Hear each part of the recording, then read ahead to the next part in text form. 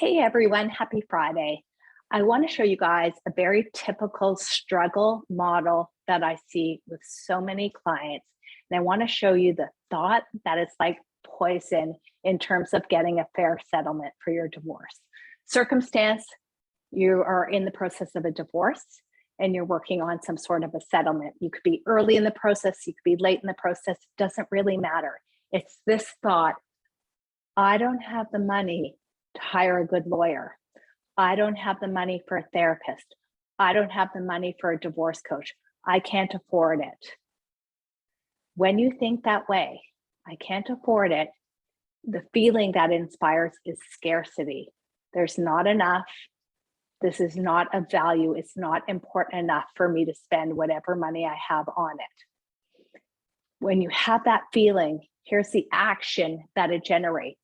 You're going to hire the cheapest lawyer that you can find, and you're going to try to take any shortcuts you can in the process. You're going to try to sidestep the process and negotiate your own deal with a terrorist, and you're going to get screwed and you're going to have poor representation.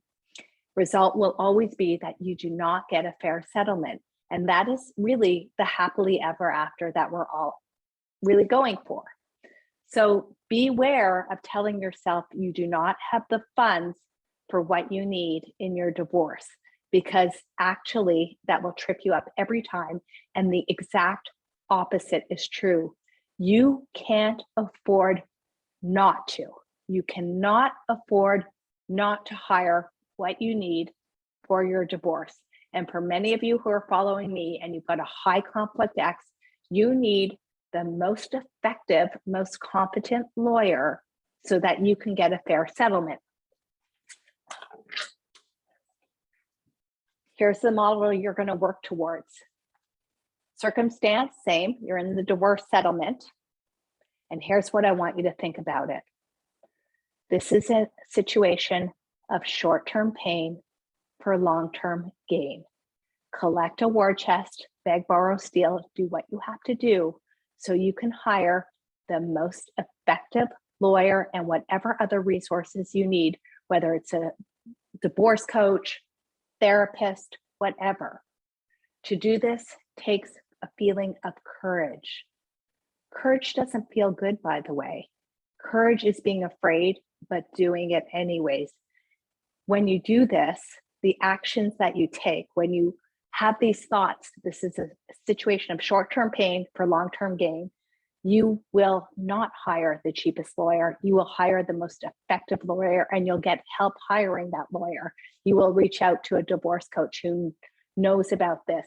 You will go all in on investing in yourself. I want you to think of it like going through a divorce, almost like going to med school. Med school is one of those situations of short-term pain for long-term gain. You're going to have huge academic costs at the beginning. You may spend hundreds of thousands of dollars on medical school, but you say to yourself, it's okay because I'm going to get it all back. In long-term, it's all going to come back to me plus, plus, plus, plus, plus. Same is true for your divorce, okay? So think about short-term pain for long-term gain. Take the actions to hire the best, most effective attorney or lawyer that you can, and whatever other resources that you need. Look at it as an investment in yourself, the best possible investment you can make in you and your children, and take the journey. Understand that it's a process that you're going to have to get through, and you can get through it for you to result in a fair settlement.